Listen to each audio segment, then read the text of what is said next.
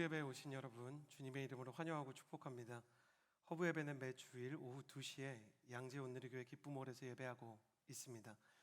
유튜브와 카카오톡에서 온누리교회 허브대학부를 검색해 주시거나 인스타그램에서 허브_워십을 검색해 주시면 영적인 콘텐츠에 접속하실 수 있고요. 더 깊은 기도의 자리로 나아가 중보기도와 기도학교에 참여하고 싶으신 분들은 허브가든에 함께 신청해 주시면 여러분에게 필요한 기도의 콘텐츠 또한 전해드리도록 하겠습니다.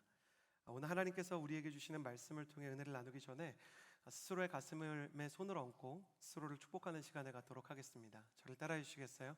하나님은 나를 사랑하십니다. 나는 그 사랑을 신뢰합니다. 주님은 나의 유일한 길과 진리 생명이 되십니다. 주님은 나의 유일한 길과 진리 생명이 되십니다. 나는 절대로 이전과 같지 않을 것입니다. 옆 사람에게도 인사해 주시겠어요? 당신도 절대로 이전과 같지 않을 것입니다. 아멘.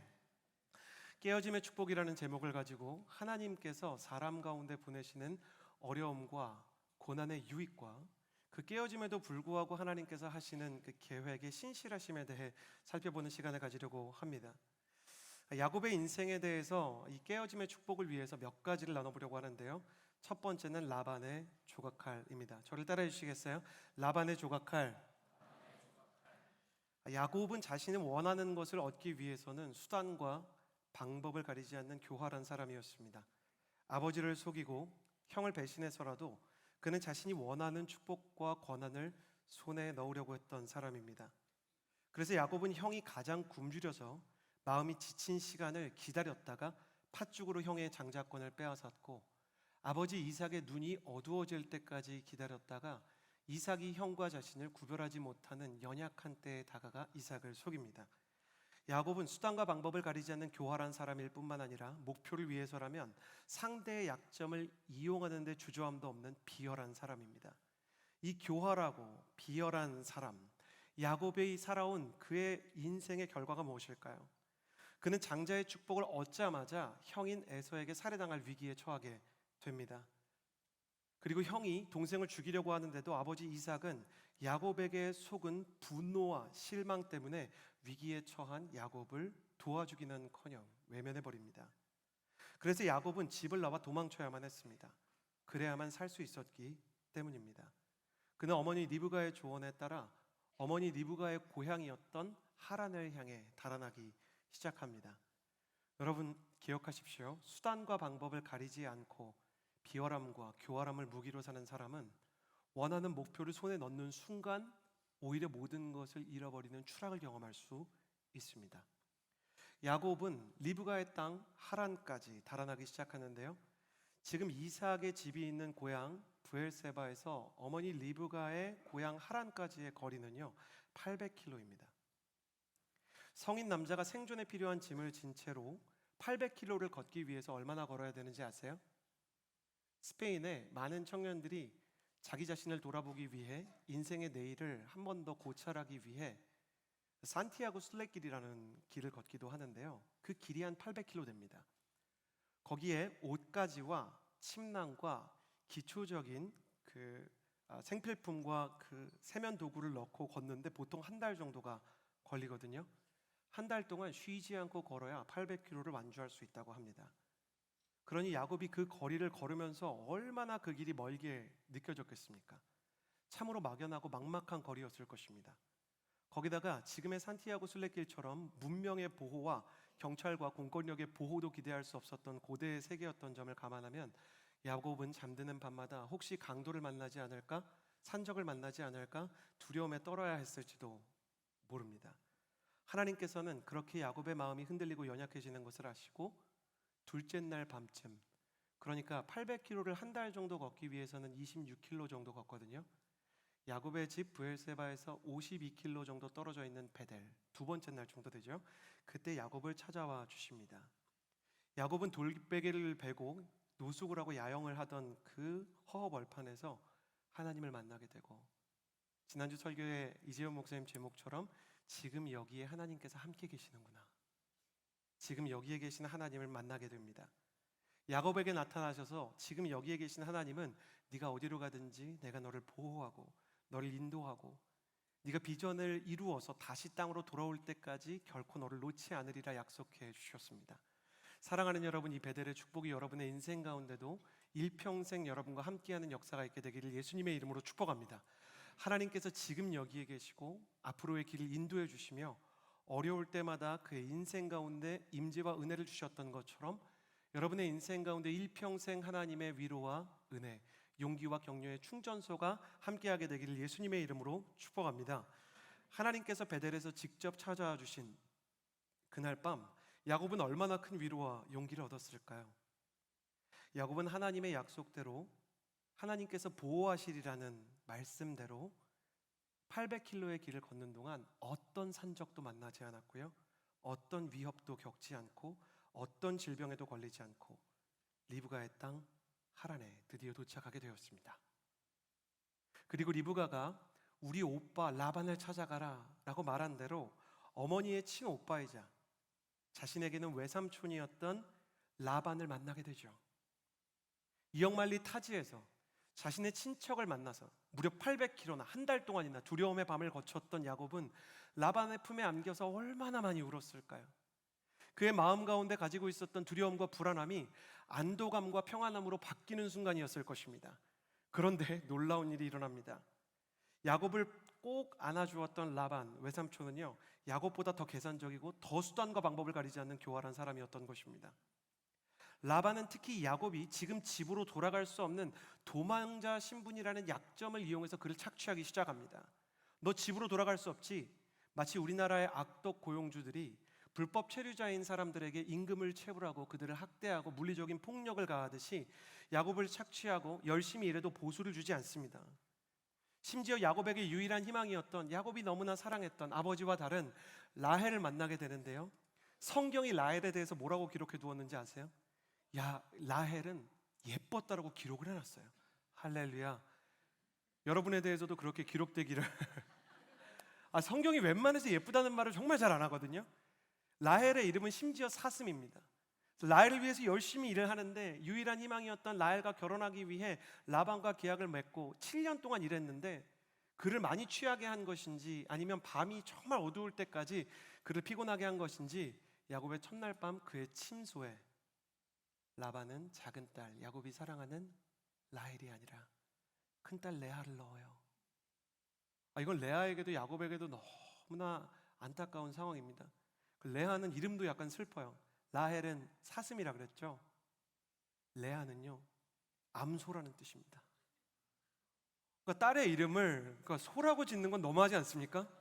김송아지, 이건 너무하지 않습니까?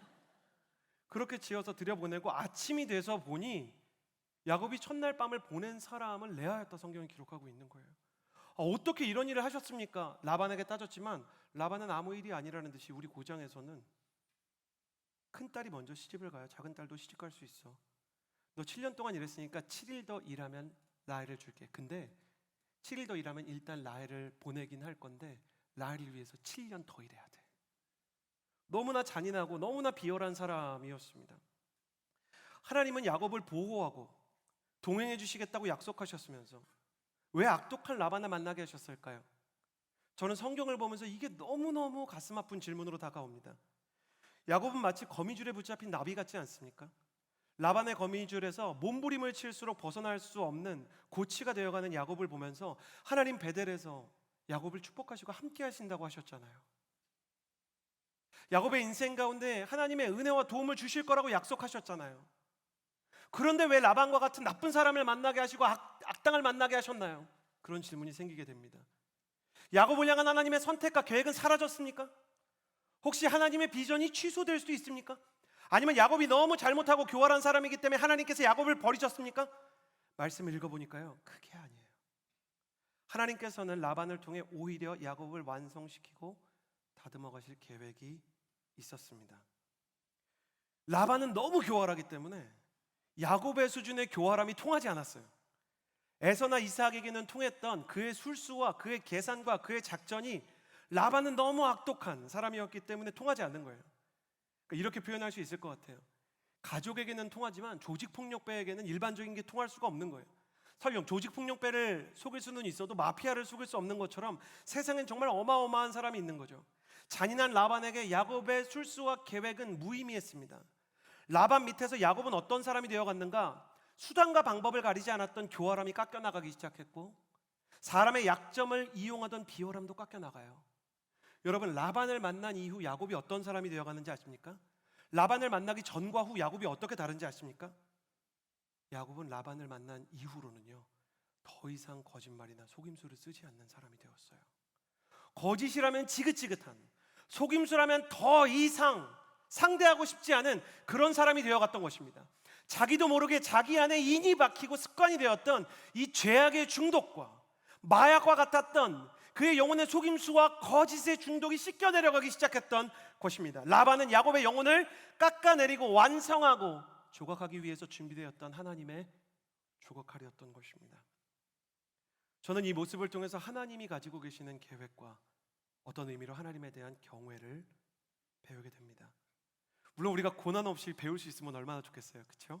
여러분 축복할 텐데 웬만하면 아멘 하시길 바라요. 라반과 같은 사람 만나지 않게 되기를 예수님의 이름으로 축복합니다. 지금 아멘 안 하고 딴짓하고 있는 사람 빨리 깨우세요. 다시 한번 축복할게요. 라반과 같은 사람 웬만하면 만나지 않게 되기를 예수님의 이름으로 축복합니다. 그럼에도 불구하고 라반을 만나고 있습니까? 왜 하나님께서 우리에게 라반과 같은 악당을 만나게 하십니까? 안타깝게도 라반이 아니고는, 고난의 조각칼이 닿지 않고는 우리의 교활함과 비열함과 중독이 깎여 내려가지 않을 때가 너무나 많기 때문입니다. 상처를 경험하기 전에 세상의 욕심과 깨를 포기하면 얼마나 좋겠어요. 그러나 우리가 야곱을 보면서 그 정도까지는 아니라고 하더라도 내 안에도 거짓이 있지 않습니까? 여러분, 대학을 다니면서 정말로 정직하게, 정말로 공부하고 연구하고 스스로 자료를 모아서 모든 레포트를 쓰셨습니까? 어디선가 긁어서 남이 쓴 글들을 도용하진 않았습니까? 시험을 볼 때는 어땠습니까? 사람들에게 거짓말을 한 적이 없습니까? 인생의 본질은 야곱입니다. 하나님을 믿는 야곱이 거짓말을 한 것처럼 예수 그리스도를 믿는 우리도 세상 사람과 다를 바 없을 때가 있습니다. 그래서 하나님은 라반과 같은 고난의 조각칼을 주십니다. 하나님께서 라반의 조각칼을 드는 것은 우리를 고통스럽게 하시려는 것은 아닙니다. 다만 고통이 없이는 쉽게 깎이지 않는 인간의 죄성과 중독을 깎기 위해, 사랑하는 자녀를 위해 주님께서는 고통의 칼을 들 때가 있는 것입니다. 혹시 라반을 만났습니까? 여러분의 인생 가운데 고통의 조각칼이 여러분의 영혼을 깎는 시기를 마주하고 있습니까? 보통 사람이 고통을 만나고 라반을 만나면 뭘 생각하는지 아세요? 뭘 생각할 것 같으세요? 어떻게 하면 라반의 소나기에서 벗어날까? 이것만 생각해요. 그런 잔인한 사람을 만나잖아요. 내가 이 사람의 소나기에서 어떻게 벗어나지? 내가 이 거미줄에서 어떻게 하면 벗어날 수 있지? 그걸 생각합니다. 그러나 우리의 생각을 바꿔야 돼요. 박찬욱 감독의 올드보이는 기독교적으로 절대 좋은 영화는 아니지만 대사 하나는 기가 막힌 게 있어요. 15년 동안 유지태에 의해 감금당했던 최민식 씨가 15년 만에 풀려납니다. 그 영화에서 가장 미스테리하고 놀라운 것은 최민식 씨와 유지태 씨가 동갑이라는 겁니다. 최민식 씨가 유지태 씨에게 물어봐요. 왜 나를 가뒀니? 유지태가 뭐라고 얘기하는지 알아요? 왜 가뒀냐고 물어보면 안 되지. 내가 계속 가둘 수 있었는데도 불구하고 왜 풀어줬는지를 생각해 봤어야지. 그러면서 이런 이야기를 해요. 자꾸 틀린 질문만 하니까 맞는 대답이 나올 리가 없잖아.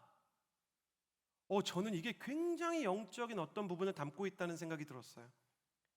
라반을 만났을 때 사람의 질문 자체가 잘못되면 답을 찾을 수가 없어요.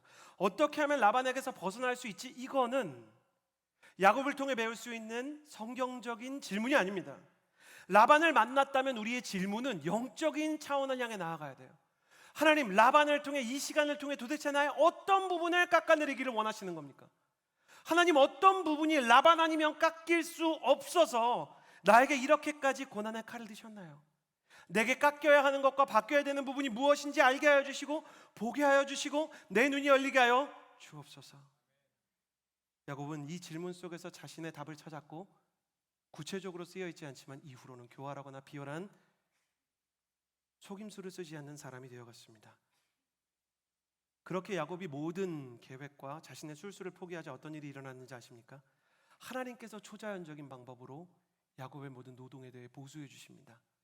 흰색 양만을 가지고 라반과 마치 내기와 같은 거래를 하는데, 하나님의 천사가 꿈에 나타나서 어떤 양을 라반이 너에게 맡기든 너는 얼룩무늬가 있거나 점이 있거나 검은 양만 가져가겠다고 해라. 당시에도 상식적으로 흰 양에서는 흰 양이 태어나기 때문에 당연히 그런 양이 태어나지 않을 거라고 무늬가 있거나 점이 있거나 검은 양은 다 3일 길을 떨어뜨려 놓았는데, 놀랍게도 튼튼하고 건강한 양들은 모두 흰색 아빠 양 엄마 양 사이에서 줄무늬와 점박이 양으로 태어나 야곱은 자기가 일한 것보다 더 큰 부를 쌓고 더 큰 보상을 얻게 되었습니다. 여기서 우리는 중요한 사실을 깨닫습니다.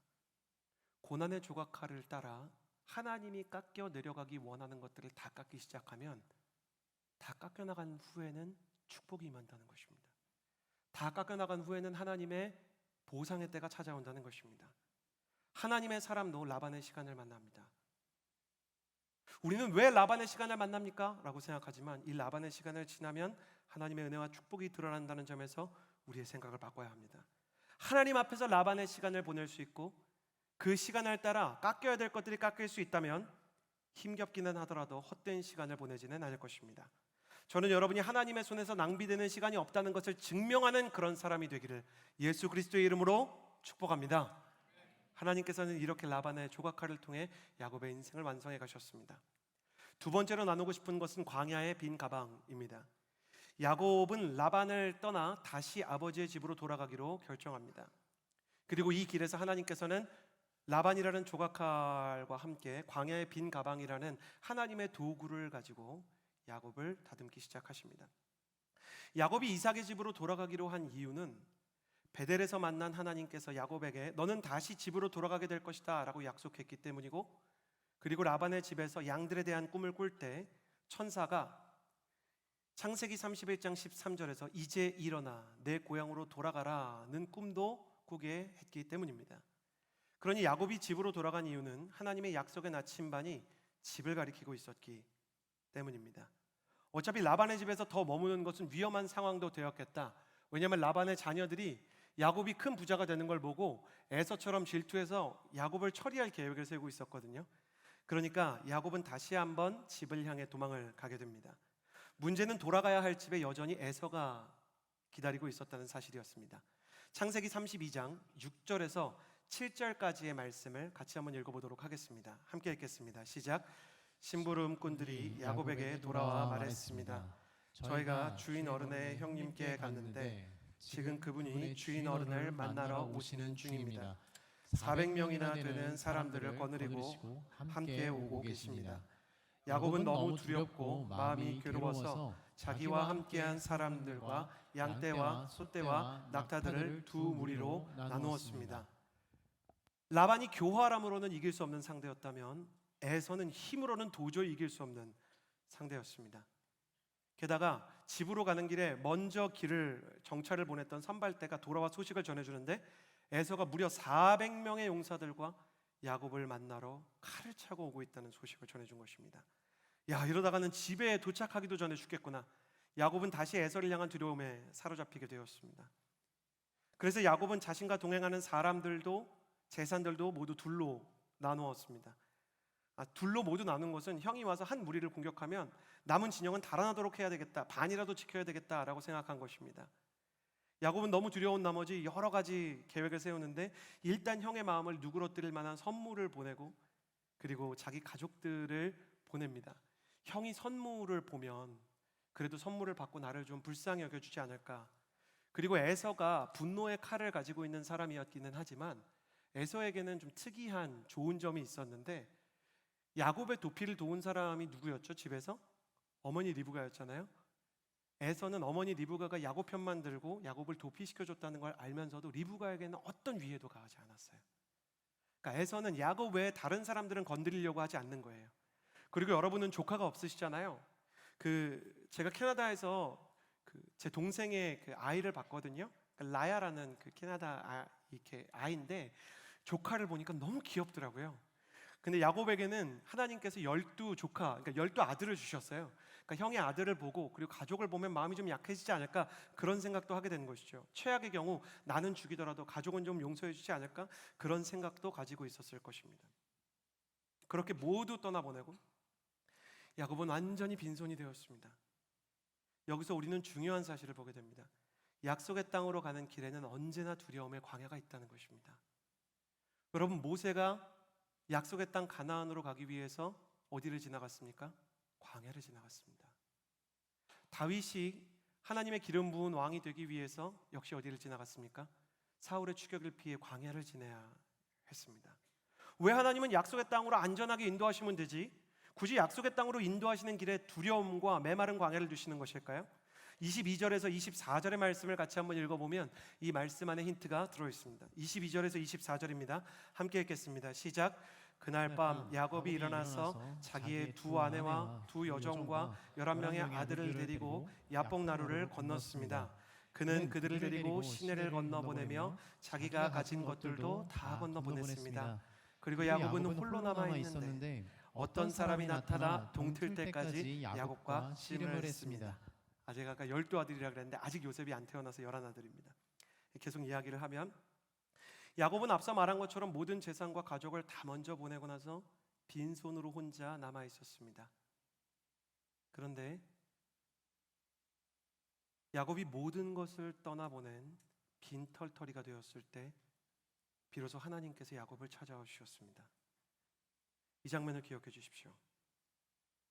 하나님은 모든 것이 텅 빈 광야로 임하십니다. 어떤 것도 붙잡을 것이 없는 고독하고 적막한 빈들, 광야에 우리가 서 있을 때 하나님은 우리를 찾아오십니다. 저는 가끔 이제 아울리치를 가야 되고 매년 해외 선교지를 가야 되기 때문에 집에 이렇게 러기지들, 여행용 가방이 이렇게 좀 있는 편입니다. 여행용 가방이 집에 있다 보니까 이거를 평소에는 어떻게 써야 될까 고민이 될 때가 있는 거예요. 근데 저희 집에는 창고가 부족하니까 좋은 생각이 났다. 그래서 겨울에는 여름옷 넣어두고 여름에는 겨울옷 넣어서 이렇게 보관을 합니다. 근데 갑자기 선교지로 떠나야 되는 날이 오면 이 러기지를 다시 써야 되잖아요. 그러면 선교지로 가는 짐을 싸기 위해서 제가 제일 먼저 하는 일이 뭐냐면 이 안에 있는 짐들을 하나하나 꺼내는 겁니다. 아울리치티밖에 없는데 그러니까 하나하나 꺼내야 되는 것입니다. 여기서 우리는 중요한 걸 배우게 돼요. 여러분, 너무 당연한 얘기인데 새로운 여행을 떠나기 위해서 정말 의미 있는 목적지로 가기 위해서는 가방을 비워야 필요한 것들을 넣을 수가 있습니다. 야곱의 인생은 지금까지 꽉 찬 가방과 같았습니다. 그는 일평생 속임수도 채우고 인간적인 계획도 밀어넣고 세상의 계산과 속임수까지 꾸역꾸역 막 다 담는 거예요.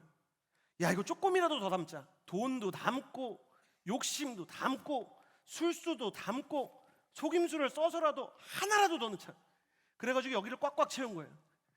그래서 하나님께서는 그에게 하나님의 계획과 하나님의 은혜를 부어주실 수가 없었어요. 가득 찬 가방에 뭘 더 채울 수 있단 말입니까? 하나님께서는 그래서 야곱의 인생에 텅 빈 광야를 만들기 시작하셨습니다. 하나님께서 야곱에게 은혜와 믿음을 채워주고 싶은데 도저히 채울 것이 없으니 에서라는 두려움을 통해 그의 인생 가운데 빈 공간을 만드시고 야곱의 모든 것을 비워내고 채워내실 계획을 세운 것입니다.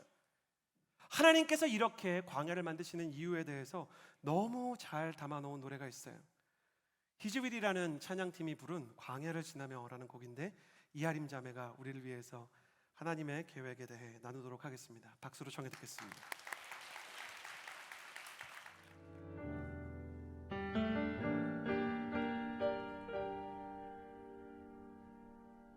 왜 나를 깊은 어둠 속에 홀로 두시는지 어두운 밤은 왜 그리 길었는지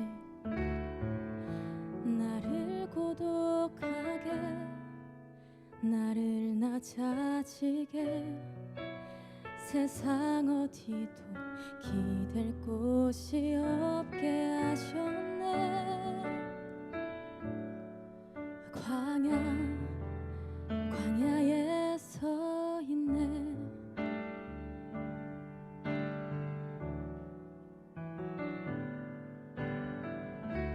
주님만 내 도움이 되시고 주님만 내 빛이 되시는 주님만 내 친구 되시는 광야 주님 손 놓고는 단 하루도 살 수 없는 곳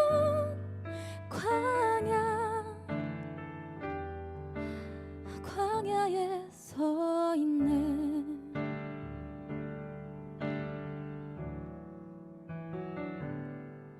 왜 나를 깊은 어둠 속에 홀로 두시는지 어두운 밤은 왜 그리 길었는지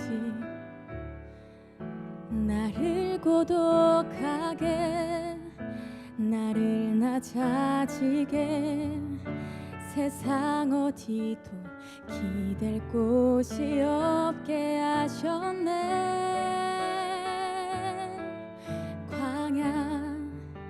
광야에 서 있네. 주님만 내 도움이 되시며 주님이 내 친구 되시는 주님만 내 친구 되시는 광야 주님만 놓고는 단 하루도 살 수 없는 곳 광야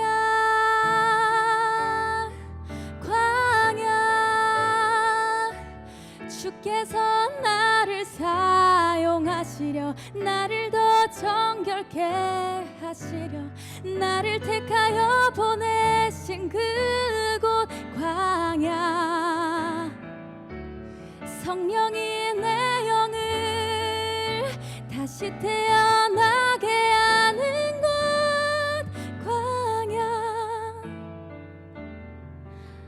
광야에 서 있네.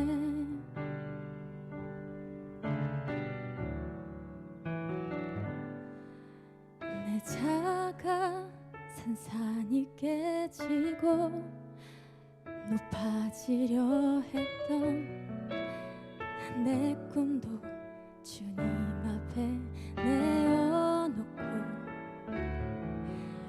오직 주님 뜻만 이루어지기를 나를 통해 주님만 드러나시기를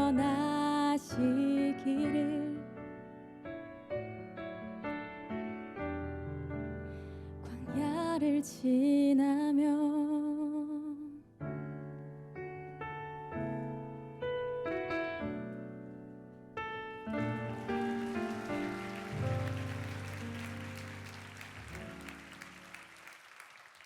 설교문을 쓰는데 하나님께서 이 찬양이 너무 가슴에 기억나게 하시는 거예요.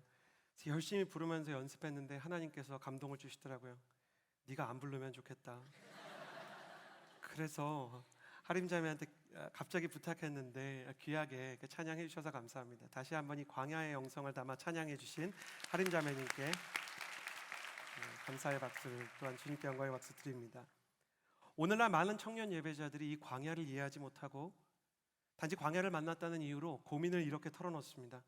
목사님, 저는 은혜를 받지 못하는 광야에 그냥 던져진 것 같습니다. 그러나 광야를 만난 여러분께 다시 한번 질문을 수정해 드립니다. 하나님께서 은혜를 주시지 않는 광야를 만난 게 아니라 하나님의 은혜가 들어갈 공간이 없는 것 아닙니까? 하나님이 아니어도 아직 의지하고 붙잡을 게 많아서 내 속에 세상의 욕심과 세상의 계획과 세상과 다를 바 없는 속임수와 교활함과 비열함까지 다 숨겨져 있어서 내 고집 욕심 하나도 포기할 수 없어서 내 인생이 가득 차 있어 주님이 일하실 만한 공간이 없는 것 아닌가? 내 인생이 가득 차 있으면 하나님의 은혜가 임할 공간이 없습니다. 기억해 주십시오. 하나님의 은혜는 빈손으로만 받을 수 있는 것입니다. 여러분과 함께 신앙생활을 하는 목회자로서 저도 여러분이 광야를 지나지 않으면 좋겠습니다. 여러분이 더 이상 힘들지 않으면 좋겠습니다. 라반을 만나지 않으면 좋겠고, 에서와 같은 두려움도, 빈털터리가 된 야곱의 광야도 만나기를 원치 않습니다. 심지어 생명을 포기하고 싶다는 이야기를 매주 들을 때마다, 저에게 찾아와서 너무 힘든 이야기를 나누는 사람이 있을 때마다 목회자로서도 아무것도 도울 수 없는 무력함에 마음이 무너지고, 그 두려움과 공허와 외로움의 광야가 얼른 지나가기를 바랍니다. 그러나 저와 여러분 모두가 그 광야를 지나야만 하는 때가 있습니다.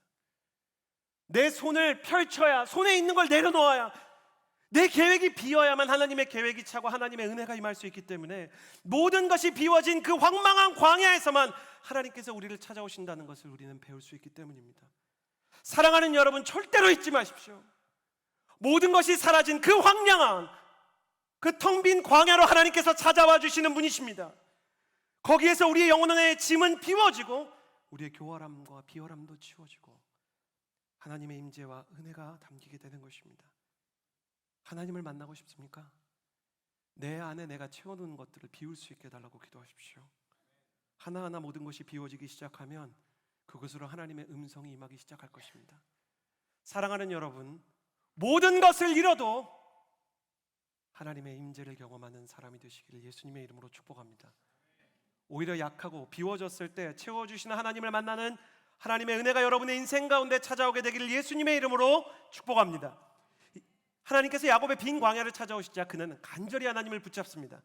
24절에서 26절의 말씀을 같이 읽도록 하겠습니다. 24절에서 26절입니다. 시작. 그리고 야곱은 홀로 남아 있는데 어떤 사람이 나타나 동틀 때까지 야곱과 씨름을 했습니다. 그 사람이 자기가 야곱을 이기지 못하는 것을 알고는 야곱의 엉덩이뼈를 쳤습니다. 야곱이 그 사람과 씨름하는 사이에 야곱의 엉덩이뼈가 어긋나게 됐습니다. 그 사람이 말했습니다. 동이 텄으니 나를 보내다오. 야곱이 대답했습니다. 저를 축복하지 않으시면 못 갑니다.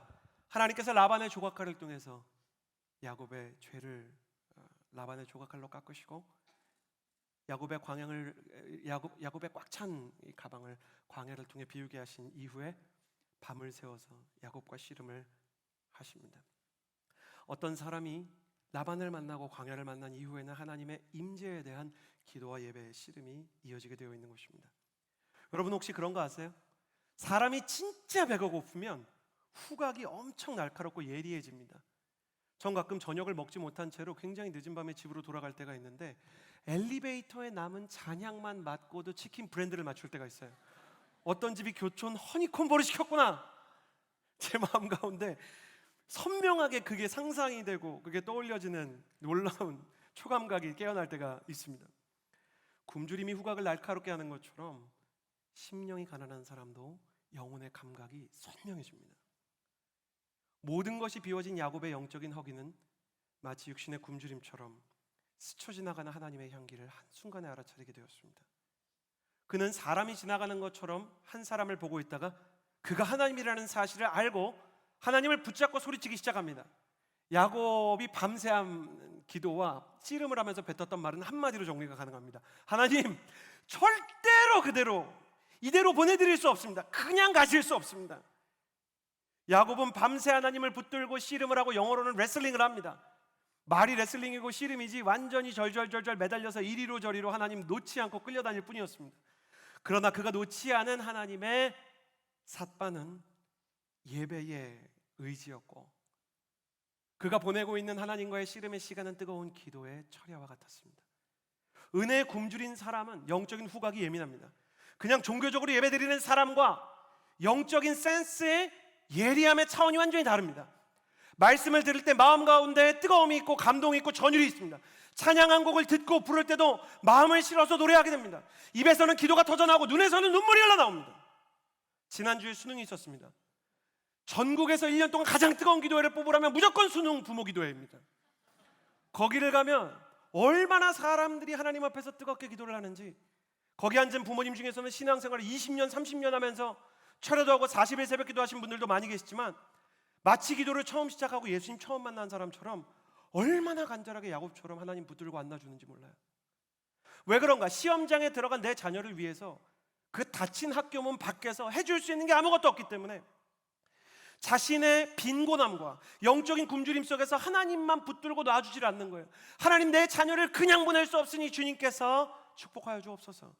굶주린 예배, 갈급하고 간절한 기도는 차원이 다른 것입니다. 저는 오늘 여러분이 예배 가운데 은혜의 양식을 먹기를 바라지만 완전히 배부르기를 바라지는 않습니다. 저는 여러분이 약간 예배가 끝난 이후에도 허기가 졌으면 좋겠습니다. 자매들이 굉장히 신기하더군요. 도라에몽처럼 약간 내적인 스페이스에 신비의 공간이 있더라고요. 밥을 먹고도요, 너무 많이 먹었지? 탕후루나 빙수 먹긴 무리겠지? 아니에요, 목사님. 그건 따로 있어요. 저는 인간에게 두 개의 위가 있다는 것을 배웠어요. 주식 위와 부식 위가 있는 거죠. 그래요. 그것처럼 저는 여러분이 예배를 다 드리고 나서도 영적으로 약간 굶주리길 바라요. 하나님, 저는 하나님의 말씀을 더 듣기를 원합니다. 더 듣지 않고는 도저히 살아갈 수가 없는 인생입니다. 하나님, 저는 하나님의 은혜를 받지 않고는 도저히 나아갈 수 없는 사람입니다. 나를 그냥 보내지 마십시오. 이 예배 가운데 나를 스쳐 지나가지 마십시오. 나에게 말씀해 주시고 나에게 은혜를 주시고 나를 붙잡아 주시고 나의 비전을 선명히 붙잡으셔서 한 주를 살아갈 힘을 주옵소서. 나는 여러분이 하나님 앞에서 굶주린 예배자가 되기를 예수님의 이름으로 축복합니다. 너무 굶주려서 하나님의 찬양만 맡고도 하나님의 임재가 여기 있구나라는 것을 알아차릴 수 있는 깨어있는 사람이 될 수 있기를 예수님의 이름으로 축복합니다. 잠든 자들이여 깨어날지어다. 흠칫하지 마시고 여러분의 영혼이 깨고 여러분의 영적인 감각들이 예리해지기를 원하는 것입니다. 더 굶주리고 더 목마르고 더 갈급한 사람이 되는 것입니다. 그런데 여기서 이 갈급한 야곱을 향해서 하나님께서 하신 놀라운 행동이 있습니다. 야곱의 엉덩이뼈를 치셔서 엉덩이뼈로 팍 치시는 거예요. 그래서 다치게 하시고 뼈가 어긋나게 하셨어요. 엉덩이뼈에서 이 넓적다리 뼈가 위골돼서 빠지거나 어긋나면 사람이 당연히 다리를 절고 똑바로 걷지 못하게 됩니다. 하나님은 왜 야곱의 다리를 절게 하셨는가? 놀랍게도 하나님이 엉덩이를 치신 이후에 야곱의 기도가 더 뜨거워지거든요. 지나갈 수 없습니다. 그거 왜 그런지 아세요? 앞서 나눈 것처럼 야곱은 두 무리로 사람과 재물을 나눠서 여차하면 도망갈 계획을 세웠잖아요. 근데 다리를 쳐서 절게 되면 어떻게 돼요? 도망 못 치는 겁니다. 하나님께서 퇴로를 완전히 차단해 버리시는 거예요. 이제는 다리 저는 사람이 되었으니 에서가 어떤 처분을 내리든 받아들여야 합니다. 진짜 예배는 사람을 어디까지 데려가는지 아십니까? 하나님 앞으로 나아가거나 다른 퇴로는 없는 거예요. 뒤에 완전히 불을 질러버립니다. 내가 의지하던 것들로부터 나를 완전히 절벽처럼 단절시켜버려요. 이제는 정말 하나님밖에 의지할 수 없는 상태로 사람을 몰아넣는 것이 진짜 성령 충만 직전의 전조입니다. 하나님께서 내 계획을 깨뜨리시고 내 관계를 부러뜨리실 때가 있습니다. 왜 그렇게 하십니까? 저는 개인적으로 대학로의 예배 공간 이룸을 2번 건축했어요. 동숭아트센터에 한번 대학로 이룸을 만들었고, 그리고 교회의 지원과 계획에 따라 한성아트홀에 지금의 대학로 이룸을 건축하는 일에 참여하게 되었습니다. 이미 있는 건물에서 예배당을 새롭게 건축하고 리모델링을 하기 위해 공사 현장을 매일 다니면서 정말 중요한 건 몇 가지를 깨달았는데, 그 중에서도 가장 깊은 가르침 중에 하나는 공사를 처음 시작하는 날 설계도를 그리신 분이 저에게 하신 말씀이에요. 목사님, 건축 잘 되려면 어때야 되는지 아십니까? 아름다운 예배당이 세워지고 여기에 계획대로 교회가 세워지려면 지금 여기 남아있는 게 하나도 남지 않고 철거가 되어야 합니다. 철거하면서 뜯어낼 것 제대로 뜯어내지 않고 깰 것 제대로 깨지 않으면 바닥을 평평하게 놔줄 수도 없고 공간을 나누는 벽도 튼튼히 세울 수 없고 방음시설도 제대로 갖출 수가 없습니다. 그러니 목사님께서 첫 번째 이 건축을 위해서 하셔야 되는 기도가 뭐냐면, 하나님 철거 깨끗하게 되게 해주세요. 그 말이 지금도 기억이 납니다. 하나님께서 야곱과 같은 사람을 완성하시기 위해서 깨끗한 철거를 시작하실 때가 있습니다. 이것이 이재훈 목사님의 오늘 설교 제목인 깨어짐의 축복, 영적인 철거입니다. 계획이 깨지고 있습니까? 내 예상과 내 기대가 막 철거되고 있습니까? 하나님이 빠루로, 망치로, 곡괭이로 철거를 시작하고 있다면, 당신의 계획과 당신의 기대와 당신의 관계가 절벽처럼 끊어져 나가고 있다면 그 철거는 여러분의 인생을 무너뜨리기 위함이 아니라 하나님의 비전의 건축을 위한 전초전입니다. 하나님이 뼈를 치셨지만 영혼이 살아난 야곱처럼 하나님이 한쪽 문을 닫으시면 다른 문은 열어주신다는 것을 믿을 수 있게 되기를 예수님의 이름으로 축복합니다. 닫힌 문 앞에서 내 계획에 문 열어달라고 시위하지 마십시오. 끊어진 관계 두고 멀어진 세상의 계획 그리워하면서 이 길에 다리 놔달라고 고집 부리지 마세요. 오히려 하나님 다리를 졸어도 주님께서 열어주시는 주님의 길 가게 해주십시오. 기도하십시오. 여러분이 저는 다리를 가지고 있어도 두 손을 들어 기도하면 어떤 일이 일어나겠습니까? 하나님은 저는 다리, 노인과 같은 느린 걸음이라도 하나님 앞에서 두 손을 들고 기도하는 사람을 위해서 바다를 갈라 길을 내신 모세의 하나님이십니다. 진정한 예배는 철거입니다. 내 계획은 허물어지고 하나님의 계획이 세워지는 곳이 진짜 예배입니다. 진정한 기도는 깨어지는 것입니다. 내 소원은 깨어지고 비록 내 소원과 내 기대가 있지만 하나님께 말씀드렸을 때 하나님께서 그것을 깨시고 하나님의 소원과 하나님의 계획을, 하나님의 열망을 내 안에서 시작하는 것입니다. 저는 여러분이 굶주린 예배자로 앞서 말한 것처럼 하나님을 만나는 영적인 충격이 있게 되기를 예수님의 이름으로 축복합니다. 만약 하나님을 만났는데 여러분의 계획과 여러분의 진로와 한쪽 문이 닫히는 단절의 역사가 있다 해도 낙심하지 마십시오. 하나님께서 퇴로를 차단하셨다면 정문을 열어주시고 바다를 만나게 하셨다면 그 바다를 여시는 하나님이시기 때문입니다. 저는 여러분이 굶주린 예배자일 뿐만 아니라 깨어짐을 지나 축복의 아침을 맞이하는 야곱과 같은 예배자가 되기를 예수님의 이름으로 축복합니다. 여러분, 라반의 조각칼도, 광야의 빈 가방도, 밤새워 이루어진 뼈가 부러지는 씨름도 모두 야곱의 입장에서 축복이었던 것을 잊지 마십시오. 우리 인생 가운데 하나님의 손 안에서 낭비되는 고통은 없는 것입니다. 마지막으로 나누고 싶은 것은 27절에서 29절의 말씀입니다. 27절에서 29절의 말씀 함께 읽겠습니다. 시작. 그 사람이 물었습니다. 내 이름이 무엇이냐? 그가 대답했습니다. 야곱입니다. 그 사람이 말했습니다. 이제 내 이름은 더 이상 야곱이 아니라 이스라엘이다. 내가 하나님과 겨루고 사람들과 겨루어 이겼기 때문이다. 야곱이 말했습니다. 주의 이름을 말씀해 주십시오. 그가 대답했습니다. 어찌 내 이름을 묻느냐? 그가 거기에서 야곱을 축복했습니다. 하나님께서 라반의 조각칼로 야곱의 죄와 중독을 끊으시고 광야에서 가방을 비워 하나님의 은혜의 공간을 마련하시고 밤새운 씨름을 통해 그의 뼈가 어긋날지언정 앞을 향해 나아갈 힘과 명확한 방향을 주셨습니다. 이 모든 과정을 통해 하나님께서 야곱에게 열어주신 것은 마치 깊은 밤을 지나 떠오르는 태양처럼 새 아침을 주신 것입니다.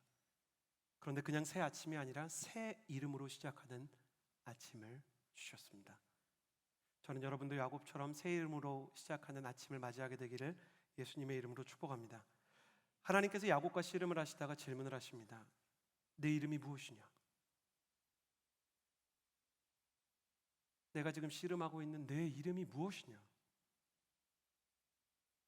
이 질문은 지난 세월 야곱의 인생을 돌아보면 정말 가슴 아픈 질문이었습니다. 장자의 축복을 받기 위해 에서인 척 털을 붙이고 눈이 어두운 아버지 이삭을 속이려 갔을 때 마음이 석연찮았던 이삭이 야곱에게 물어보았죠. 내 아들아, 너는 누구냐? 그때 야곱이 이렇게 대답했던 것을 기억할 것입니다. 저는 에서입니다. 열등감과 비교의식으로 가득 차서 에서가 되어야만 나는 행복할 수 있다고, 내 이름을 숨기고 내 정체성을 속이고 다른 사람이 되어야만 성공할 수 있다고 그렇게 거짓말을 했던 야곱이 그날 속인 사람은 세 사람이었어요. 첫 번째는 형 에서였고, 두 번째는 아버지 이삭이었고, 세 번째는 자기 자신 야곱이었습니다. 그는 에서가 되고 싶었습니다. 변장을 하고 아버지를 속이고 하나님의 축복을 속임수로라도 받으려고 했습니다. 하나님께서는 다시 그 순간을 상기시키듯 물어보십니다. 내 이름이 무엇이냐? 그런데 망설이던 야곱은 이번에는 정직하게 대답합니다. 저는 야곱입니다. 야곱이라는 이름의 뜻이 뭔지 아세요? 남의 발목 잡는 자 혹은 속이는 자라는 뜻이에요. 그러니까 하나님 앞에서 야곱은 지금 이렇게 고백하는 것이죠. 하나님, 저는 남의 발목이나 잡고 속이지 않고는 이길 수 없는 열등감과 교활함과 비열함을 버타며 살아온 사람입니다. 저는 속이는 자 야곱입니다. 저는 거짓말쟁이요, 남의 발목을 잡으며 살아온 야곱입니다라고 고백하는 동안 분명히 야곱은 눈물이 철철 흘렀을 거예요. 지나간 시간에 대한 회한과 후회와 회개가 막 밀려왔을 거예요. 어린아이처럼 울고 있는 정직한 야곱의 고백을 들으시고 하나님께서 그에게 뭐라고 말씀하는지 아십니까? 저는 이 하나님의 말씀을 너무 사랑합니다. 이제 내 이름은 더 이상 야곱이 아니다. 하영조 목사님의 창세기 강해 책 중에 이 부분이 책 제목 하나가 됐어요. 다시는 야곱이라 부르지 말라. 여러분과 같은 대학부 시절에 양재원 누리교회 두란노 서점에 갔는데 저도 모르게 제 마음속에 난 왜 이렇게 열등감이 많지? 나보다 잘난 사람은 왜 이렇게 많고, 나는 아무리 애써도 누군가를 사랑하고 온유한 마음을 갖는 건 너무 힘들고, 나는 왜 있는 척 아닌 척 깨끗한 척 기도 많이 한 척 나 스스로를 속이면서 리더십을 섬기고 순장을 섬기고 거짓말쟁이처럼 살아가고 있나? 하나님이 나를 쓰실 수가 없겠다. 오늘이 허브에서 보내는 마지막이다라는 마음으로 그냥 아무 생각 없이 집으로 가다가 앞을 채 보지 못해서, 여러분 아시죠? 집 가다가 오른쪽으로 길 못 틀면 두란노 서점 들어가는 거예요. 들어갔는데 거기에서 책 제목 하나를 보고 울었던 그 제목이 다시는 야곱이라 부르지 말라. 책 제목만 봤는데 이유도 알 수 없는 눈물이 흐르는 거예요. 그래도 신학생이라고 이게 무슨 뜻인지 한눈에 알아보게 되었던 저는 두란노 서점에서 너무 많이 울어가지고요, 어떤 집사님이 그날 그 책을 그냥 공짜로 사줬어요.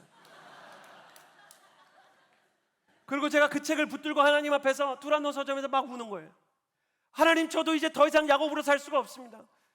저를 변화시켜 주십시오. 이대로 계속 살 수가 없습니다. 내 안에 너무나 많은 열등감과 너무나 많은 비열함과 교활함과 거짓이 있습니다.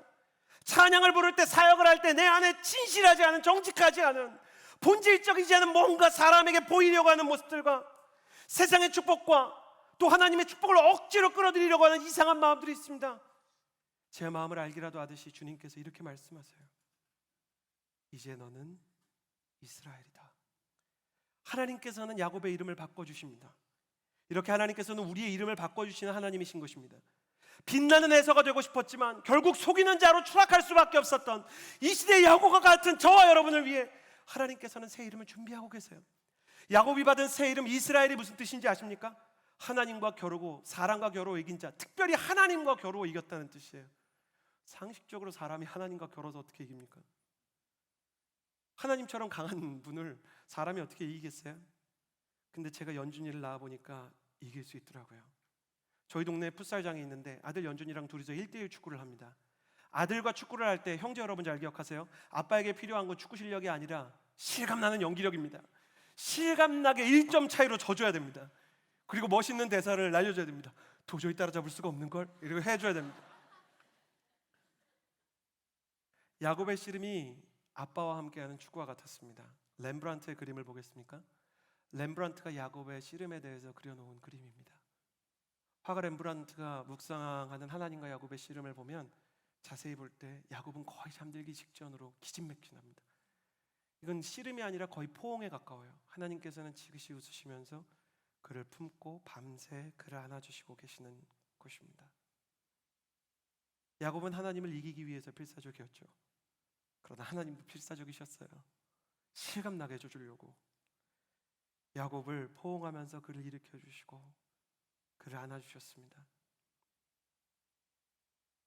우리 하나님은 우리에게 새 이름을 주시기 위해서 우리에게 져주신 하나님이십니다.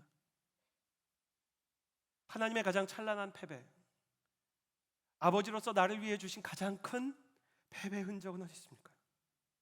십자가에 달리신 예수 그리스도의 골고다 언덕에 있습니다. 온 인류를 구원하시기 위해서 사람의 손에 던져져서 처형을 당하신 예수 그리스도, 저주와 사망에 던져져 십자가의 생명을 던지신 예수 그리스도는 우리를 위해서 져주시고 우리를 위해서 죽으시고 우리에게 새 이름을 주시는 하나님이십니다. 예수 그리스도께서 무력하게 침묵하시면서 오르신 골고다 언덕에서 그는 자녀를 위해 침묵하고 사랑하는 자녀들을 위해 못질과 조롱과 온갖 학대를 받으면서도 꿋꿋이 자신의 길을 걸어가 주셨습니다. 그래서 예수 그리스도의 십자가를 통하여 우리는 새 이름을 얻게 됩니다. 이전에는 우리가 야곱이었으나 이제 예수 그리스도 안에서 우리는 새 이름을 얻었습니다. 그것이 바로 그리스도인이요 하나님의 자녀라는 이름입니다. 야곱이 깊은 밤의 씨름을 거쳐 새 이름의 아침을 맞이하게 된 것처럼 우리도 예수 그리스도의 십자가의 밤을 거쳐 은혜와 구원과 성령 충만의 아침을 맞이하게 될 것입니다. 야곱은 하나님의 씨름 이후 분이엘, 하나님의 얼굴을 보고도 죽지 않았다라는 그곳에서 이스라엘이라는 새 이름으로 아침을 맞이하게 되었습니다. 이스라엘이 되고 나서야 그제야 야곱은 자신이 겪었던 날카로운 라반의 조각칼도, 광야에서 가방이 비어버렸던 허무한 밤도, 뼈가 부러지며 밤새워 체력이 고갈되듯 예배드렸던 씨름의 시간도 사실은 새 이름의 아침을 위한 하나님의 축복의 길이었다는 것을 깨닫게 되었습니다. 말씀을 정리합니다. 하나님께서는 때로 라반의 조각칼로 우리를 깎으십니다. 그러나 그 조각칼로 나의 인생의 시간과 나의 인생의 비열함과 교활함과 중독이 깎여 내려가고 나면 축복이 임하게 될 것입니다. 하나님께서는 때로 광야로 우리를 초청하셔서 우리 인생의 가방을 비우십니다. 그러나 비우신 분이 또한 채우실 것도 믿으십시오. 하나님께서는 예배의 자리에서 우리의 뼈를 쳐서 깨뜨리기도 하십니다. 그러나 저는 발로도 비전을 향해 나아갈 수 있게 하시는 절름발이의 하나님이시라는 것을 우리는 보게 될 것입니다. 야곱이 깊은 밤을 지나 새 이름의 아침 해를 맞이했듯 깨어짐의 밤을 지나 축복의 아침을 맞이하는 저와 여러분으로 새롭게 탄생할 것을 믿습니다. 함께 기도하겠습니다.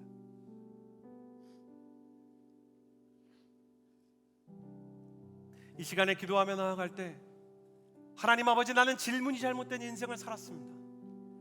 왜 나한테 이런 고통이 있냐고, 어릴 때부터 예수님을 믿지 않았냐고, 그런데도 불구하고 왜 라반을 만났냐고, 왜 이 광야에서 내 인생의 재능과 기회와 관계가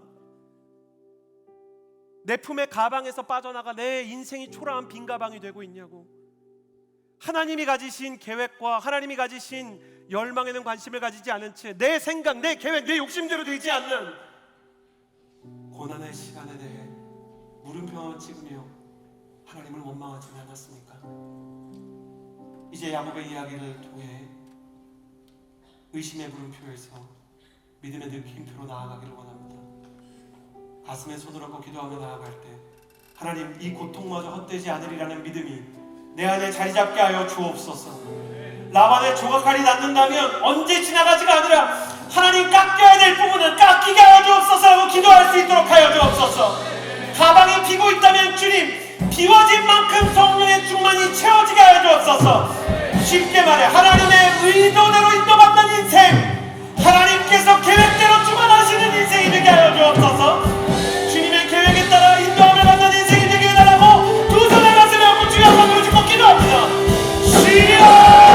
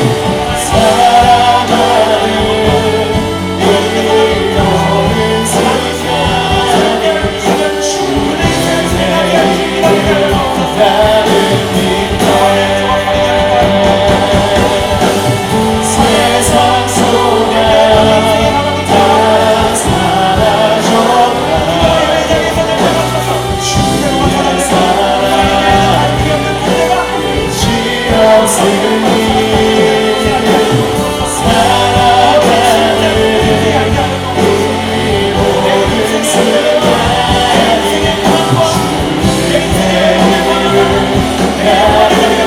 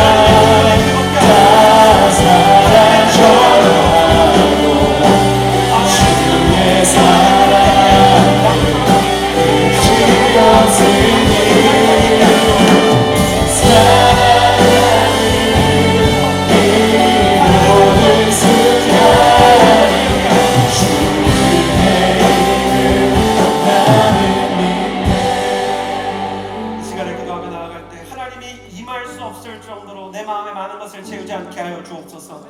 하나님이 기뻐하시지 않는 욕심이 내 마음속에서 빠져나가 차라리 빈 가방으로 살게 하여 주옵소서. 내 속에 내가 너무나 많아서 하나님이 말 공간이 없는 것은 아닌가.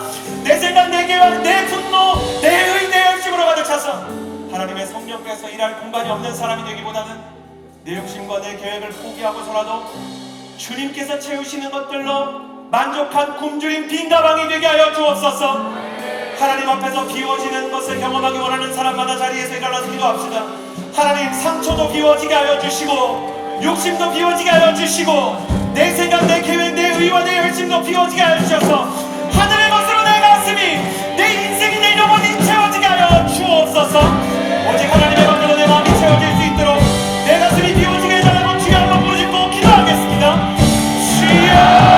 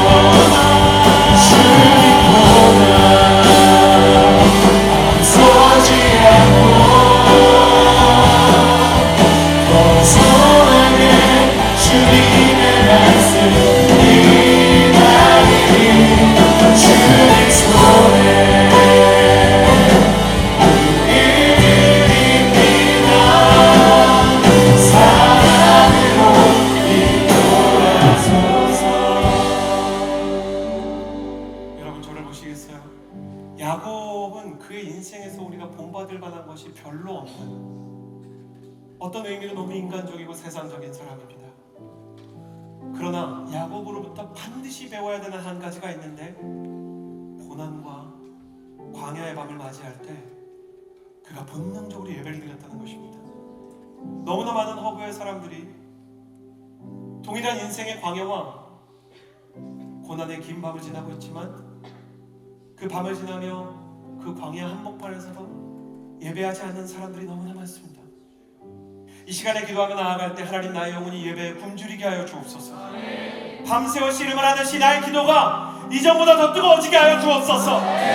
이 시대의 레코드 브레이커스, 기록을 갱신하며 한계를 뛰어넘는 굶주리고 목마른 예배자가 될지어다. 하나님의 예배자들이여 일어날지어다. 하나님의 예배자들이여 부흥을 꿈꿀지어다. 하나님, 내가 이 광야 한복판에서 주님을 예배하게 하여 주옵소서. 그렇게 고백하는 주의 청년들마다 두 손 다 들고 주여 세 번 부르짖고 기도합니다. 주여, 주여, 주여.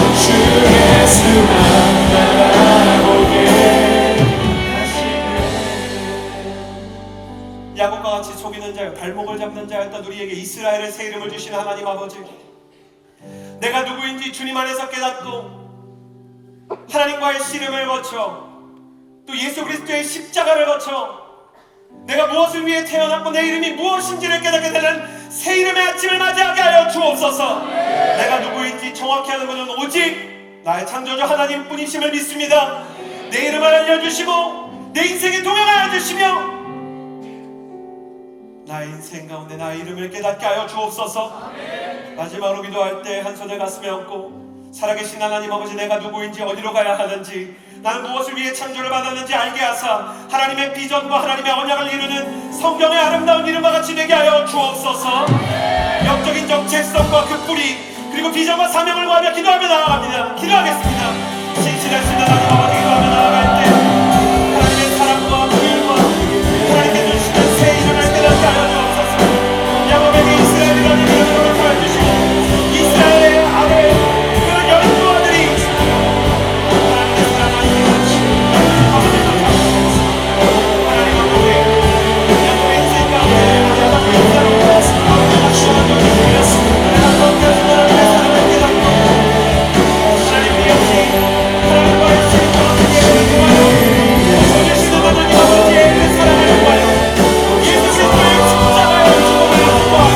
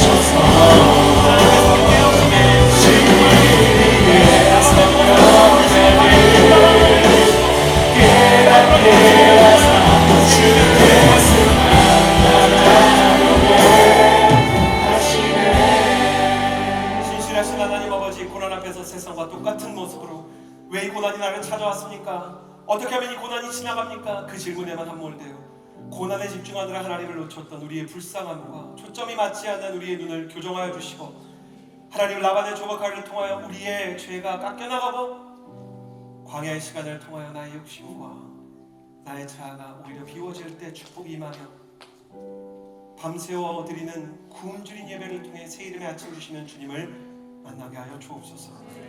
이제는 우리 구주 예수 그리스도의 은혜와 하나님의 사랑과 성령의 교통하심이 하나님 앞에서 깨어짐의 시간을 겪지만 깨어짐이 오히려 은혜의 아침을 연다는 것을 깨닫고 그 깨어짐의 밤을 하나님과 함께 씨름하며 견디는 주의 모든 백성들 위해 선교사님과 환우들 위해 이제로부터 영원토록 함께하여 주시기를 간절히 축원하옵나이다. 아멘.